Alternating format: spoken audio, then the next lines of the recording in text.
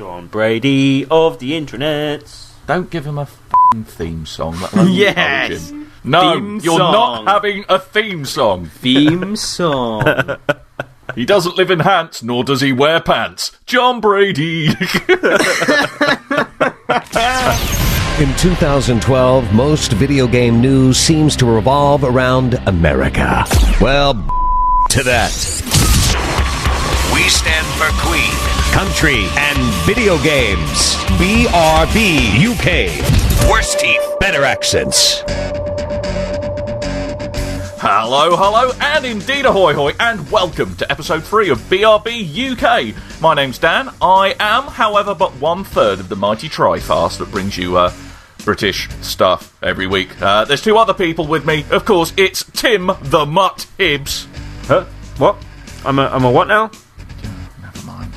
You were so pleased about getting an East End gangster name that I thought I'd use it. Tim the Mutt Hibbs. Tim the Mutt Hibbs. Bring in the mutt. And that slag you've just heard is none other than John the Face Brady. Right? What?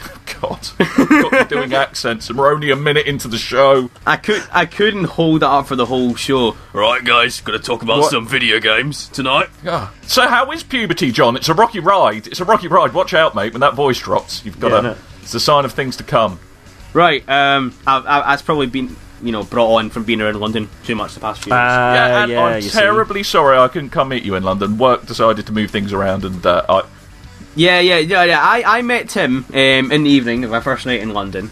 You had ice cream, I understand. I did have ice cream. It was very, very nice, but... You're a lucky boy.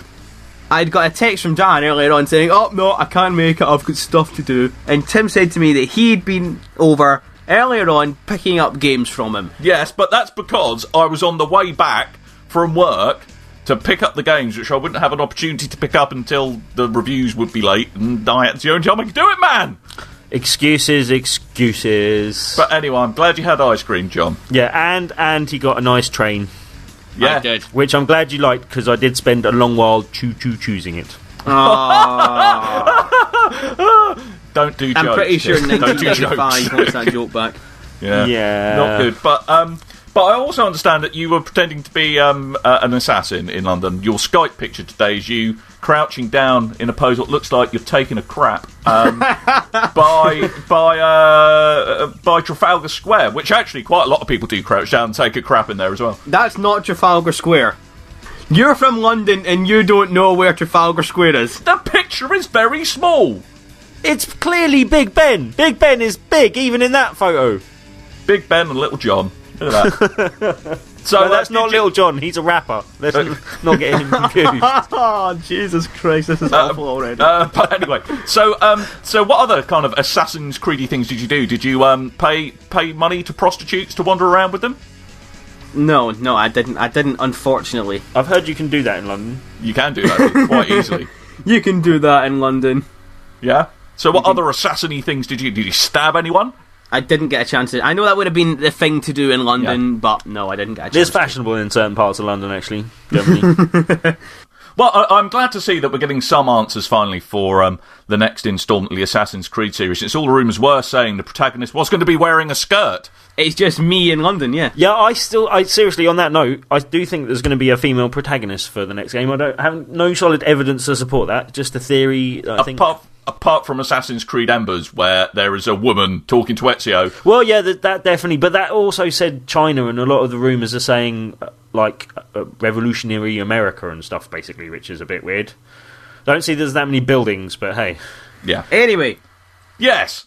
I'd be quite interested to see if Desmond doesn't know quite what to do now he's in a woman's body, and whether or not he just spends the whole game looking at himself in the mirror, going, "Hey, woohoo, hello." Not sure that would make for the most interesting action adventure ever. Might go a slightly different route of game. Why? Are you saying women aren't interesting? That's exactly what I just said, isn't it? Definitely. Ladies and gentlemen, Tim the Misogynist. That's not the best gangster middle name to have. Tim the Misogynist Hibbs. He's a right bastard. But only to woman. If you're a bloke, you're all right. Boy, Face Brady, you're wearing a skirt. He's going to be an to you if you keep that nonsense up. Oh, look, kill jokes, that's original. Yeah, I know. We're going to talk a little bit more about Rayman Origins, the Metal Gear Solid HD Collection, and of course, Sony's brand shiny new Vita. So do stay tuned, and I hope you enjoy the rest of BRB UK Episode 3. One thing that we wanted to talk about for our British audience, and just for those that aren't in the British audience as well, we thought we'd give an introduction. The store that sells kind of predominantly on the high street over here is a chain called Game. And yeah, they're in a bit of trouble financially at the moment. They're having some issues with getting games in stock and stuff. Which is a bit of a violation of the trade description act. If you're called Game and you don't have any bloody games. Yeah, not having games. Yeah, bit of a problem. I got the sharp end of this week. I'm going to talk about the Vita later, but I just want to get this off my chest now. Oh, get it off your chest. Okay, so a couple of weeks ago, I wandered into Game because I had some trading credit. That's the main reason why I bought it there.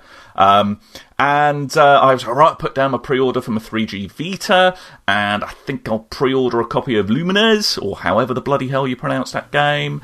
And yeah, that'd be great, fantastic. And a memory card. I'll put down an order for a 16 gig memory card. Brilliant. So rock up to Game, launch day. Yeah, we haven't got our delivery of Vitas in yet, and this is at 9 in the morning. Right.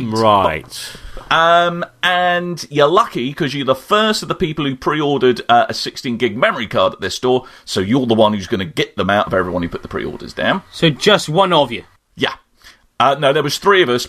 Three of us pre-ordered 16 gig memory cards, but actually I think they had 2 in stock. Sorry, rather than 1. Holy cow!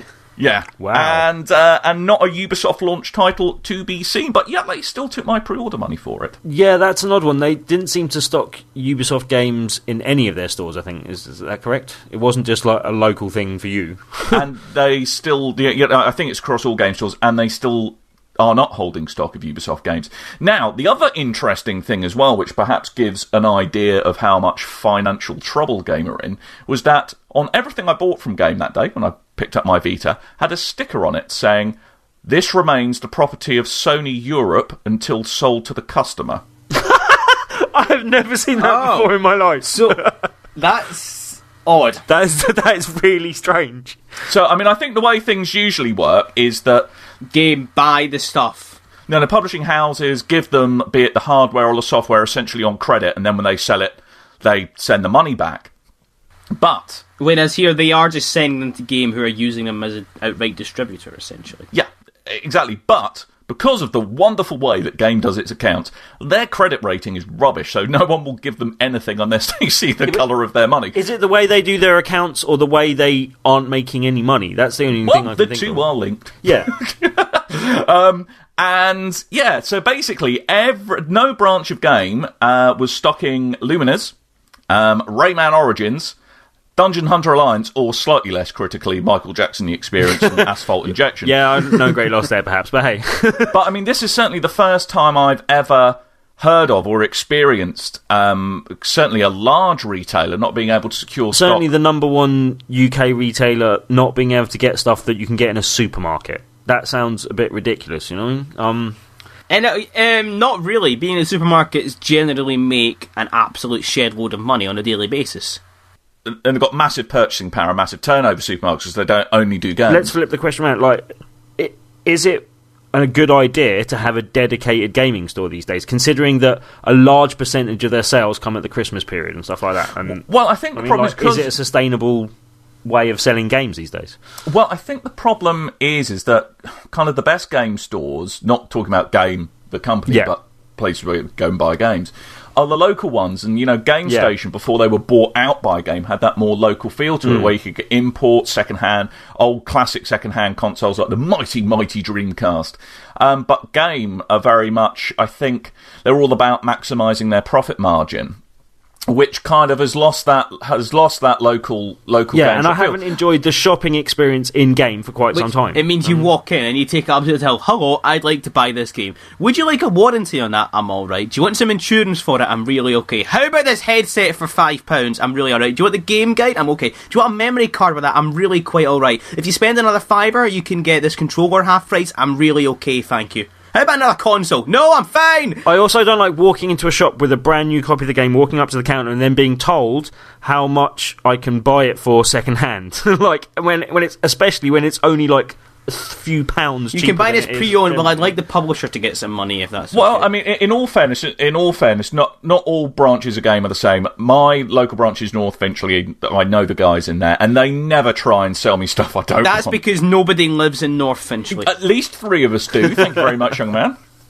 And I have to say, but a lot of the people that work in that store came from a local store that closed slightly down the road, and I think they got a better mentality than some of the stores. But generally, just walking into a game shop is not a generally pleasurable shopping experience compared to other shops and other stores that you can go into for, similar-ish products. But coming back to what you were saying about, is a standalone game store financially viable these days? I think the problem is because all they do are games. They can't make their margins elsewhere, and game pretty much sell to the RRP. I mean, Uncharted Golden Abyss, which you could pick up here on Amazon for, I think, $34.99. They were selling for the full whack RRP of $44.99. Yeah, and it seems to be the same way that Blockbuster's going these days. You get a bit more discount for trading stuff in and stuff, but they still go to the high price, to the higher side of the retail price. And increasing, I think they're starting to rely on the trading thing a lot more. They're doing this play for a $5 thing, where if you buy a game new on launch day and trade it in up to 2 weeks later,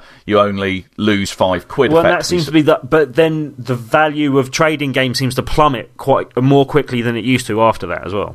Yeah, and I think it's a sign of the times as kind of digital distribution starts being done right, especially now that a lot of people are turning to like their smartphones or their tablets or their iThings for kind of, their quick video game fix. Spending £30 on a game on a console that costs £200 doesn't seem like a great deal, where everyone has a mobile phone, you regularly upgrade, it doesn't seem to cost you that much up front, and the games are £1. We've been spoiled. And also the fact that, I mean, even Sony is starting to get the act right with the Vita on downloadable games, and it's just... No, they're not. Uncharted £40. No, well, I said they're starting to. I said they haven't got it right yet.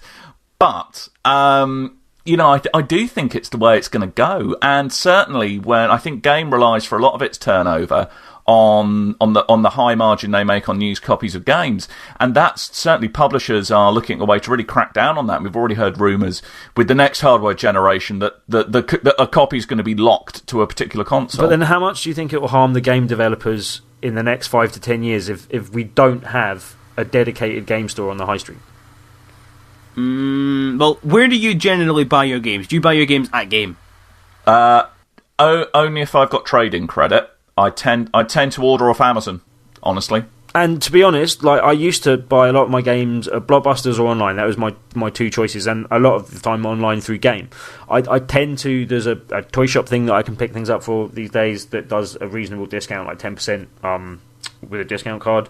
And then other than that, it's wherever I can get it. I mean, the other day I went to Blockbusters and I checked the supermarket next door beforehand, and the game was £10 cheaper on the shelf, like next door to each other. I mean, like I can't go to the place I want to buy the game because it's next door. It's £10 cheaper. That's just silly.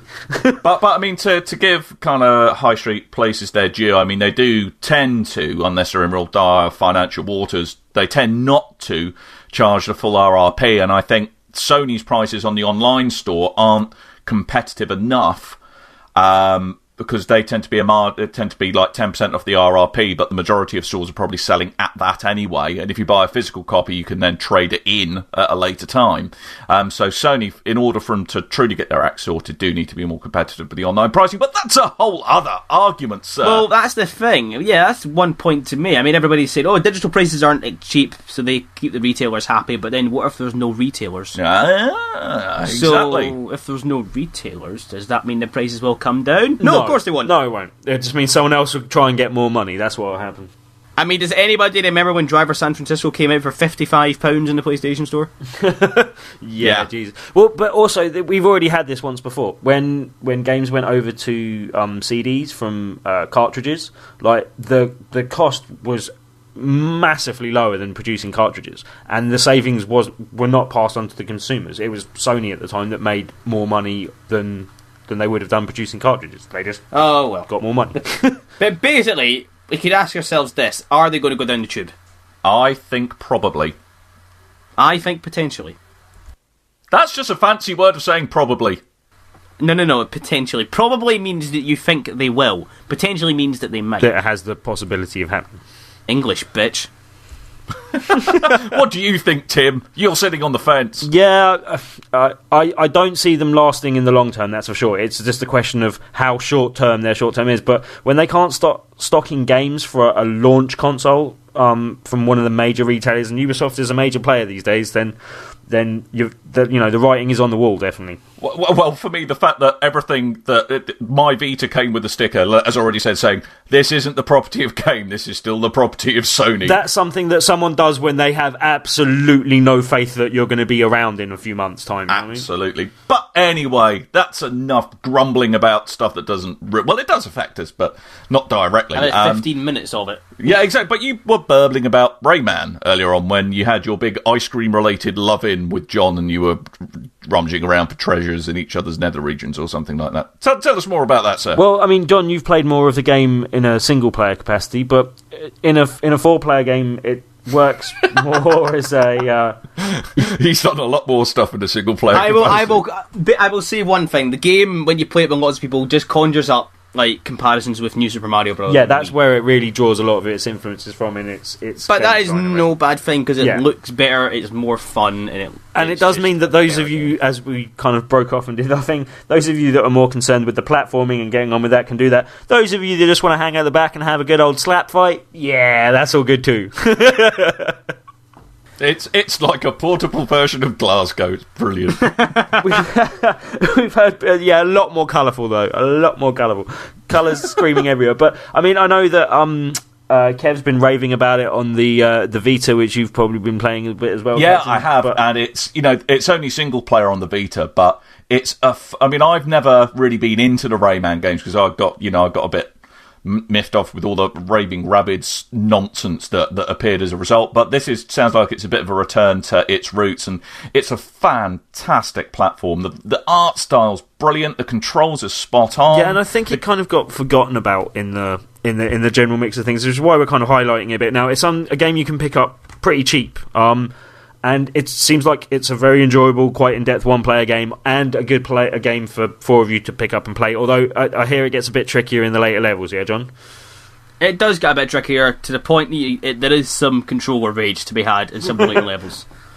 And some of the checkpointing is really crap. Like, there's points it's like, yeah, this is really easy, get to the end, but, one massive bit dead, back to the start. But, I mean, it is pretty good. I mean, I've only played about 2 hours of it on the Vita, and I haven't played on the console versions, but it seems very good in introducing new concepts in the game to you slowly, and you get to have a bit of a dick around with them first before you have to use them in anger against a boss, so to speak.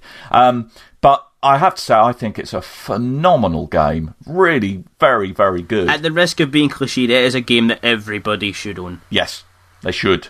And talking of games that people should own and probably already owned 5 times over, I understand they've re-released Metal Gear Solid again. Yes, they have. This time with an H and a D. Yes. I mean, downstairs, I have the first Metal Gear Solid, the VR Missions 1, MGS 2, the re-release of that, MGS 3, the release of that, and MGS 4. And I thought, what's the harm in getting another one? Why not? So basically, you will buy anything with the words MGS on it. Pretty much. We're talking about Metal Gear Solid, by the way. I had Acid 2. I quite like Metal Gear Acid. I'm assuming you're talking about that rather than just scoring acid off some tramps in Glasgow. Jon's drug confessions. Okay, I had too much Metal Gear Solid Acid. I couldn't walk straight for weeks. Anyway, in case you couldn't tell, we are talking about the Metal Gear Solid HD Collection, which came out about 2 weeks ago. MGS HD. Yeah, or Mixhood. And it's got Metal Gear Solid 2, Metal Gear Solid 3, and Peace Walker, which was the really, really good PSP one, which nobody played because it was £40 to buy digitally. I didn't play it. But it was a cool game. But it was also let down originally on the PSP because it had the mad control system where the face buttons did the look. Well, I and it am was horrible. pleased to report that it plays so much better now that you have a full controller at your disposal. But the games look really, really good. Like, the cutscenes have been converted to kind of be full screen rather than black bordered. Everything looks reasonably sharp. Obviously, things are a little bit muddy here and there, but it does look really, really great. I mean, I have to say, though, visually, Metal Gear Solid 2 and 3 look really great on the PlayStation 2. They were phenomenal-looking games, and, they still hold up fairly well. But to me, from the screenshots I've seen of the HD Collection, it doesn't look like they've actually added polygons to the models or really done much with the resolution or the textures. They just thought, right, just increase the screen resolution, we're all good. That is kind of what they've done, but everything still comes out really quite sharp. So it's not fully remade in HD, basically, then, is what you're saying? It's not, I don't think it's fully remade. I think it is just scaled up, but... Is that when they call it remastering? Is that what that technically That's is? remastering. That's remastering, yeah. It's not a remake, it's a remaster. Yeah, that, what I just said. Yeah. Well said, John. Well said, buddy. But it does look reasonably great, even if it is just a remastering. And if you have a PSP, you can do the transferring thing with Peace Walker. God bless you, Hideo Kojima. You and your limited grasp of the English language brings a smile to the face every time. But you can do Peace Walker across to the PSP and do the MGS2 and MGS3 across to the Vita if you buy the Vita version, which isn't out yet. Yeah, but it's a bit strange, the Vita version, because the Vita version is only going to have MGS2 and 3, not Peace Walker. But Peace Walker PSP does work. Obviously, the digital download, because good luck with trying to put a UMD in a Vita. Yeah, if you do get a UMD in a Vita, show us a picture, because we'd like to see that. Although I will say one thing, I mean, Wild 2 and 3 look good. They run at 60 frames per second. Peace Walker actually looks like some of it has been redone. Yeah, it was probably in need of it, frankly, I would have thought. It was only made for the PSP originally. You're really into trying to pronounce acronyms as proper words, aren't you? PSP. So, this week the PlayStation Vita came out as of, a week ago-ish, thereabouts, by the time this episode comes out. And only one of us got one, because integrity and all that stuff. And that person is Dan. Morning! Who actually bought one. And he bought a 3G one because he has more money than sense. No, I'm not going to argue the fact that, my money sense calculation, at the end of the day, I don't have enough sense. But at the end of the day, at the beginning of the day, any time of day, you don't have enough sense, Captain. That's fine. Yeah, this is true. So I thought, why change it for a hardware purchase? Do you regret it, or are you happy? I am actually pretty happy with the Vita. And the 3G functionality is pretty cool with Nier, when Nier works. Nier is the kind of the Vita's version of, essentially Spot Pass of the 3DS. So wait, can you only use it out and about when the 3G model? No. If you turn on, if you've got a Wi-Fi model and you're out and about, it hooks up to, is it Skyfire or Skyhook? That's it. Which has got a database of, the kind of international database of where particular Wi-Fi hotspots are located, so it can triangulate your position from those. But Nier's pretty cool. Coming back to the Vita itself, rather than getting sidetracked with kind of some of its applications, it is a gorgeous, fantastic piece of kit. I mean, it's the build quality's really gone up from the demo units that we played on back in October. I was originally complaining, does it feel a bit flimsy? How are your sticks? And my sticks, they take a bit of getting used to, the sticks. I must say, it's, I found this when I slapped on the Circle Pad Pro to the 3DS. I can't imagine gaming, be it on a console or portable gaming now, without kind of dual analog sticks or nubs. And they're pretty good on the Vita. I mean, they're small, so you have to be quite precise if you really want to get a true analog sensation out of them. And it's a slightly odd design choice that kind of... They're, I know I said this last time, but they're convex instead of concave. But you can buy on eBay some kind of little rubber tops to put on them, which give it like a 360 stick top, which is probably worth getting. But yeah, I mean the analog sticks are great. The D-pad and the face buttons are really nice and clicky, really responsive. There's one thing that I looked at on the Vita, like the actual unit itself, that I found really annoying. And that is the card slot on the top. Yeah, you do. I mean, you need a nail to dig that open. Yeah, if you're a habitual consumer of your own fingernails, getting a game cartridge into the Vita is going to be a problem. as is getting the memory card in, which you will probably lose anyway because it's so ridiculously small. But that's not good when they're so expensive as well, but hey. No, absolutely. Do invest in something to hold your game cartridges and your memory cards in, because otherwise you are going to lose them. That is a bit of an odd design choice, I have to say. I think I can see why they perhaps wanted to keep the design sleek rather than having a big hole in the top. Is it design over function, though? Yes, with this one it most certainly is. And then it's all very streamlined and folded and flush. And and the other slight annoyance with the design is where the speakers are directly under where your thumbs go over to get to the D-pad or the face button, so your sound can be a bit muffled anyway. But frankly, it's a portable system. The speakers aren't that stellar anyway. If you really want a good audio experience, chuck a pair of headphones in. I mean, the cameras, as we know, are total rubbish. If you take a photo with them and expect people to go, wow, what an amazing photo, you're a dullard. Whereas I can take 3D photos and video. Yeah. And they still look terrible. Exactly. And there is, of course, the front and back. Well, there's the front touchscreen and the back touch panel, both of which feel really nice and responsive. Have you had any problems with the back touch, with it, like you accidentally pressing it or forgetting about it? Or occasionally, yeah. I mean, I think the problem is the way you want to hold it, your kind of fingers want to go around the back of the unit, obviously. Yeah, because that's where I can't see, because where it's going to be comfortable for you to use it, it's where it's going to be comfortable for you to rest your hands. So I can't see how there's not a conflict of interest at times. That's my I mean, it can be a little bit squirrely on some of the games, but it tends not to be on the whole time, or you elect to use the touch panel for control. Or even like in Uncharted, where it's used to like zoom the sniper rifle or the camera, you know that you've enabled a viewpoint where you have to do that. So it hasn't been too much of a problem. But again, it still feels like a little bit of a gimmick. And one of the things that really does my head in, I mean, kind of obviously the interface with the console is very different to the XMB that you'll find on the PSP or the PS3. The kind of coloured Smarties things I just think are a bit ridiculous. And the fact that you can only navigate the operating system of it by touch is stupid. I just want to be able to click across on the D-pad and select things using the face buttons. There's no reason why that shouldn't be in there, you know what I mean? And even though this is a snap decision for now, you're one of the few people I know that are stupid. I mean, sorry, rich. I mean, sorry, no, lucky enough to have bought a 3DS and a Vita. So what are you thinking? Which side of, like, which one will be getting more of your gaming focus and attention going on from what you've seen so far? For the moment, the Vita, but that's early days. Yeah. Okay. Yeah, we'll need to see. I mean, the game lineup is pretty good. I mean, we've got reviews going up on BigRedBarel.com. BigRedBarel. And my top picks would be Rayman Origins, MotorStorm RC, which is fantastic. It's a downloadable game too. It's a little downloadable game for £5. You get the PS3 and the Vita copy. The scores and progress you make on the PS3 automatically get synced to the Vita. You can play multiplayer on the Vita against people on the PS3. It's brilliant. Pick up and play. Fun awesomeness.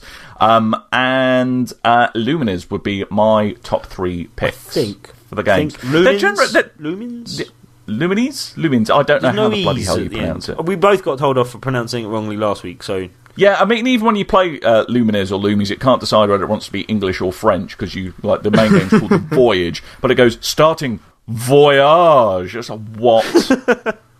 Why does my Vita want to wear And how does the touchscreen work in that, by the way? Because I played it and then went, oh yeah, there was a touchscreen thing with that. You put your finger on it and it responds. Yeah, only use it if you're a masochist. Yeah. And want to throw your Vita out the window. So not well is the answer to that, basically. I mean, that's the problem. I mean, I think a lot of publishing houses have been lent on by Sony and said, you must have some form of additional It's like input we said using last the week, Vita every features. PS3 launch title had 6-axis syndrome. Yeah, exactly. I mean, I hope that's a habit the developers will fall out of and only include that functionality if it actually contributes something to the gameplay, because with very few exceptions.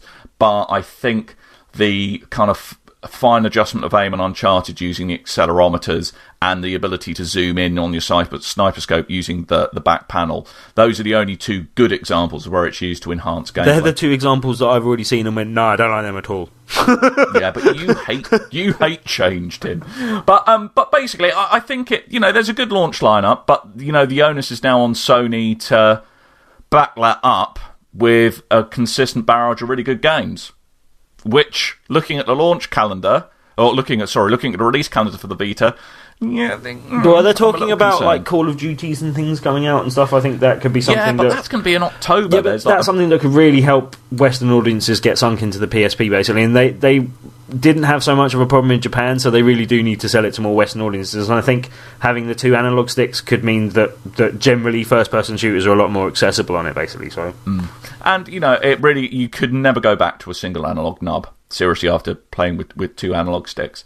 But Sony do need to decide what they want this to be. Do they want it to be a full console experience you can have in the palm of your hand, or do they want it to be for mobile gaming? Yeah, why not both? Why not be the device that can do both things for all people's? I think that's what they're going for. Think about it. I mean, Sony are saying they're spending, £50 million or something advertising the Vita?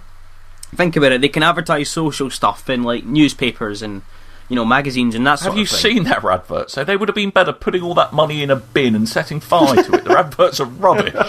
Well, evidently, if they look at the advertising and they thought about it a little smarter, they can advertise the more social stuff and things that everybody's going to read, and then advertise the more serious games and games magazines and things like that, and on websites. So if it was advertised right, which it hasn't been yet, but when it is, hopefully, it can be both. But I mean, one of the things that is a little unusual with the Vita is a complete lack of instruction manuals. And, there is the online guide to the Vita, but it misses out a couple of things you'll want to do or want to be able to do straight away. So I have some top tips, ladies and gentlemen. Number 1, turn off that annoying menu music, or however the heck you say that sentence. Go into Settings, System, turn off System Music. That's all you need to do. And if you want to mute the Vita, press the plus and minus volume buttons together. That will mute the sound. And if you want to change brightness in the middle of a game, just hold down the PlayStation button for 2 seconds and it'll pop up. Yay, that's really useful. They are useful tips, don't give me that. Also, I want to ask one thing. Have you used the Twitter app and is it any good? I used it once to check my tweets. I went, I can check my tweets. But is it nice, like UI-wise? Oh, okay. Because the Facebook apps and the Flickr app and that have been well received, and this actually... Apart from that, the Facebook app you can't get anymore because it keeps crashing. Oh yeah, that as well. But it's getting me thinking, if they're rolling out social stuff and that, why not give it an email client? Why not go that little step further?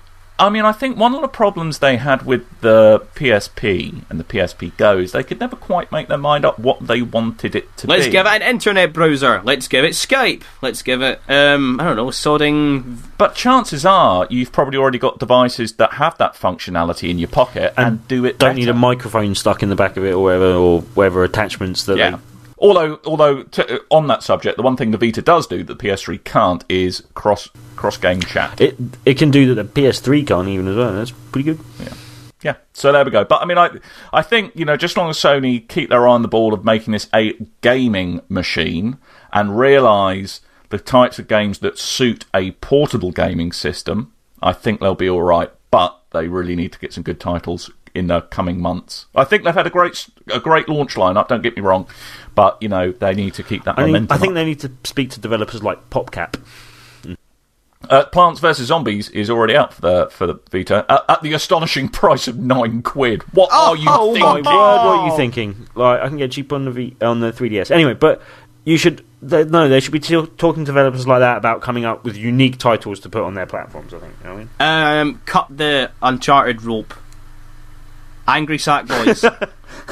Yeah, exactly. Angry Sackboys. That just sounds like some horrible scrotal rash. Yes, it's the Great British Debate once again, which is apparently sound excited, great, why don't you? And definitely British, maybe.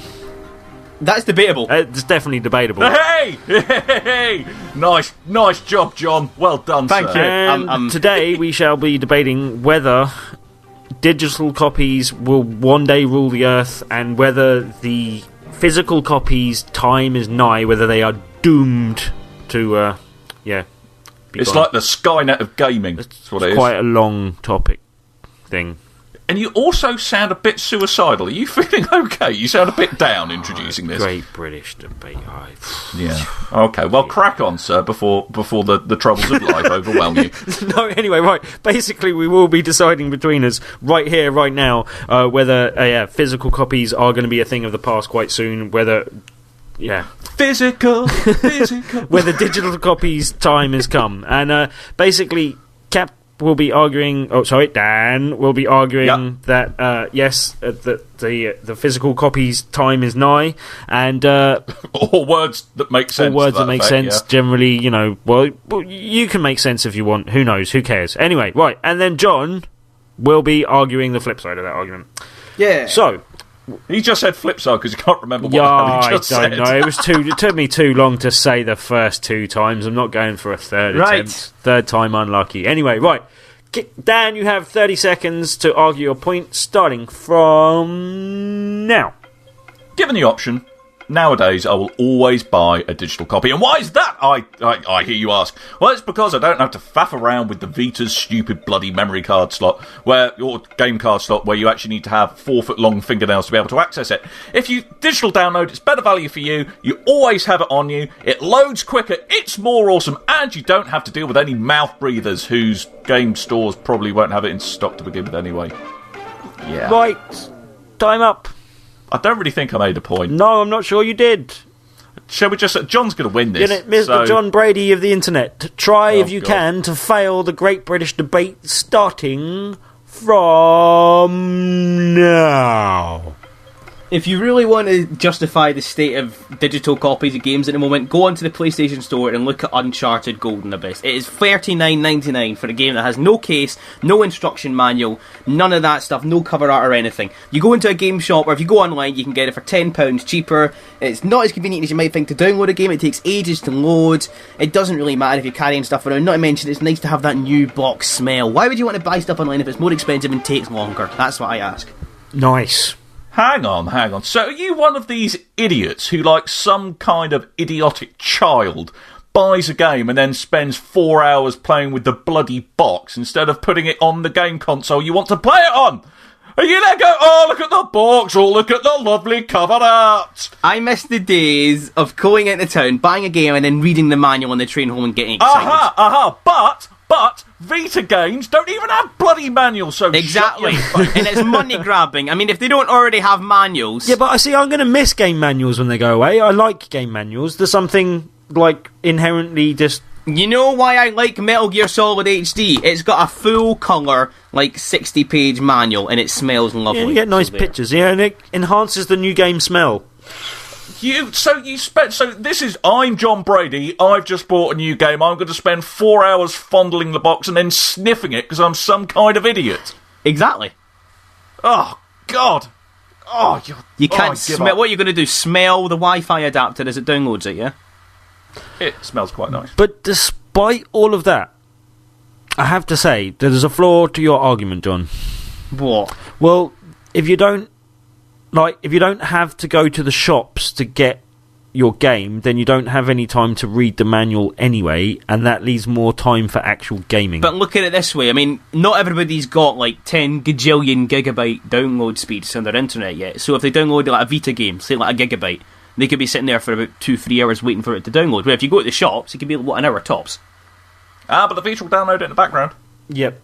While you do other things. And I have fast internet, so I don't care for your slow internet pikiness. So what you are going to say that Dan wins because he talked about the fiddly memory card slot. No, Dan wins because he did actually, despite the fact that he did manage to waffle nonsense for a bit of it, he did manage to get in a few good points in between the nonsense. There was... If you disagree with this, which you obviously do, go onto the forums. He did mention the words convenience and, you know, like... And like it or not, like, we all like game manuals and we all like physical copies of games, but it's going away. Whether we like it or not, they are going to be a thing of the past. And for some of the reasons that Captain managed to squeeze into his waffle. So for that reason, I am awarding Dan the Great British Debate. Mainly because I called him Captain at least 5 times during the Great British Debate as well. I take it you like trading all that stuff in as well. Oh, well, that's the thing. Someone needs to come up with digital trade-ins. That needs to be a thing. Yeah, the publishing houses will love that idea, won't they? We'll make better games, and no one will do it. Yeah, well, I mean, but John, just coming back to your point about game manuals, there is actually you do get manuals on the PS Vita for every copy of every game. Well, I love like say Mass Effect 2 on the PS3 when you start the game and you get the manual in the main menu and you can't read it at any other point. I love that. Oh yeah, No, but the manuals on the Vita, the digital versions of the manuals are true to form insofar as you have to scroll past 12 pages of telling you that video games will kill you and make you go. Whereas you can flick to the page you're looking for in a physical one, so you are actually fueling the argument I just lost. Apparently. Anyway, you've lost, as you rightly say, you've already lost it. So let's shut up. So I understand, young Tim, my fella, my Bob. I don't quite know where I was going with that, but anyway.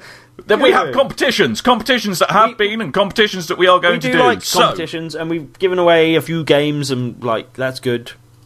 So I understand that we've had a couple more copies of Final Fantasy 13-2 to give away, and if you've previously won a copy, we are waiting to get all the names in so we can dish out the correct versions, because we've only got 2 360 and 2 PS3. And we're hoping to accommodate the winners that we're picking generally.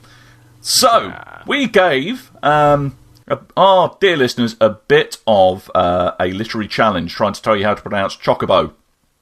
So, Chocobo, you mean?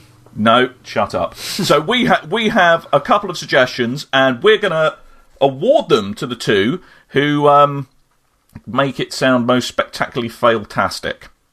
So, have you got the page up in front of you, young Tim? I do. I will start going through the entries as Why the West Country accent? I can I have that page right up there, Mr. Dan. I've been looking at it all day. It's made me very excited. Anyway, right. Here's the first one. Now I'm going to go with Kahokobo. That's tied well, hasn't it? Possibly. Was that Solid Jackal? Yeah, that's Mr. Solid Jackal's entry. That was actually Chocokobo. Okay. Well, we did say I was reading these because that would be stupider. Yeah. So that's going for it. Right. And I see I'm going to have problems pronouncing this guy's names. Alviotar is saying Chi-Okobo. Chocobo. And maybe, he said the word maybe. And then, no, that's linking the two. It's like giving you options. That's not a pronunciation of chocobo. I was going to say that was a really bad effort if it was. Really bad. None of the right letters. And his last one is Chocobo, I would go with. Yeah. And the sentence underneath that, we're not going to read. Yeah, we won't read that. We won't read that. Something about SG and a lawyer. I don't know. Yeah. Anyway, right. Right, so next up we have Sloth Demon. Yep, and he said Chuk Ubu, which I quite like. I think it sounded a bit more post-coital than that. Chuk Ubu. Is that your post-coital sound, Tim? Yeah, that's it, exactly. Chuk-a-boo! Oh, God. How have you kept the same lady attached to you for weeks? Doesn't make any sense. Anyway, right. Next we have Gillyman. Yep, and Chocobo. I can do that one. That's what it says on the tin. Yep. Then we have Dan C85. Oh, no. I jumped into that one before I was ready. Kahokobo? Yeah, I like that one. I like Kahokobo. Kahokobo. Kahokobo. May I just say this is quite possibly the most riveting couple of minutes of podcast awesomeness. Someone also said suffer. That's not a pronunciation of chocobo. I don't get that. No, what's he saying there? That's what our listeners are doing as they listen to this. Suffering. Suffering. And the last one is from the one, the only for Wee Wee Ha. And I have no idea he's gone with this, so I'm just going to go with Shoshabu. Right, okay. Shoshabu. It's like Austin Powers riding a chocobo. Chocobo, baby. You remind me of Austin Powers more than I care to like, I'm not going to lie. Should have seen me pre-orthodontic work, buddy. It was scary. Right, so I reckon Dan C85's got to win. One copy. Yeah. Because that was awesome. He was the one who was Chocobo, and I reckon the other winner has got to be... I think Sloth Demon myself. Sloth Demon? Yep. Sloth Demon, you win. Sloth and he is a very shouty Sloth Demon. Sloth Demon. And he was the one who had the post-coital Chocobo. Well done, guys. Well done, Dan, C85, and Sloth Demon. We will be in contact with you, and let us know if you want a 360 or a PS3 copy. That'd be grand. But we have one more competition to do, and Tim, you've got apparently an SSX comic. We have and a sticker thing. These are your words. Yes. In a bag. Yep, a comic and a sticker in a bag. It's what I got given. It's what I'm giving to you. But we've got 6 sets of them for people to win. It's just a little SSX comic type thing. And a big sticker, like A4E type sticker. Of the logo in a bag that says EA. But you can win some. And all you need to do to win it is jump on the forums, and we're going to have a silly photo there, possibly of me, for you to come do a caption competition on. Leave a caption, funniest ones will win prizes. Yay! Easy as that. So I think that's about it. So we should probably do some shout-outs, I reckon. So I would like to say thank you to a couple of great and good on the forums. James Dance of... Drink, Relax, Play. Of the Loading Cafe and That's Bar. the fella in Falmouth, where he has promised if you bring John Brady of the internet in, you will get free drinks. Or his business card. He did actually say he'd honour the If you bring in my business card, you will get 10%. Depending on in his exact words, the amount of exposure you have had to me, make of that what you will. No one wants to go through that much exposure to get a free something. It's not worth it. Oh, these are damn good drinks, though. These are damn good drinks. So it has to be either a business card or John Brady himself. Sadly, the herpes that you've caught from him won't count. Also, I'd like to say hello to QF3CK3R. I would say it in full, but you'd make me say a bad F word. Bad word. Bad F word. I'd also like to say hello to Solid Jackal, Pandalicious, M Taylor 050, Gunslinger X 1983, Mophead, Alviatar, and, of course, one of our winners, Sloth Demon. And, just giving a continued shout-out for a few people on the forums. Reset Switch, Gillyman, Toby, Tardy Moments, Remster, Dan C85, and Rinse, Wash, Repeat. And on the forums, we'd like to thank also Juggleboy360, Mark Corn, Forward Hero, and Draziel. And on iTunes, we would like to thank James McCarthy, the Toaster, and Draziel again, you cheeky bugger. Yeah, but on that note, we'd like a few more reviews on iTunes now that we've switched to our Big Red Barrel format. Come see what we are, If you like our podcast and our words, then say them on the iTunes. So there we go. So thank you for all your constructive criticism, but we prefer people saying nice words about us. So do let us know what you think of the show on iTunes. Do comment in the forums at www.bigredbarrel.com/forums. And remember, to win any of our prizes, you do need to be a registered member of BigRedBarrel.com. Right, I think we've blathered on for far too long, chaps. And we probably ought to get out of here. So, I've been Dan. Might have been something? Maybe Mighty Mutt? Maybe something else? No, not him. No? No. What am I now? An idiot. Dimwit. Yeah. And from the internet, of course, we had... Snake? What's wrong? Snake? Oh, Snake! The problems John has every time he goes to the toilet. Where are you, Snake? You really shouldn't put it in a cardboard box. That's just weird. I've got to hide it somehow. My dick in the box. So, until next time, dear listeners, toodle bye. You and your ears are quite welcome for the podcasting goodness that you just heard. Why not roll on over to BigRedBarrel.com for more podcast, news, reviews, and videos from the biggest, reddest site on the internet, BigRedBarrel.com.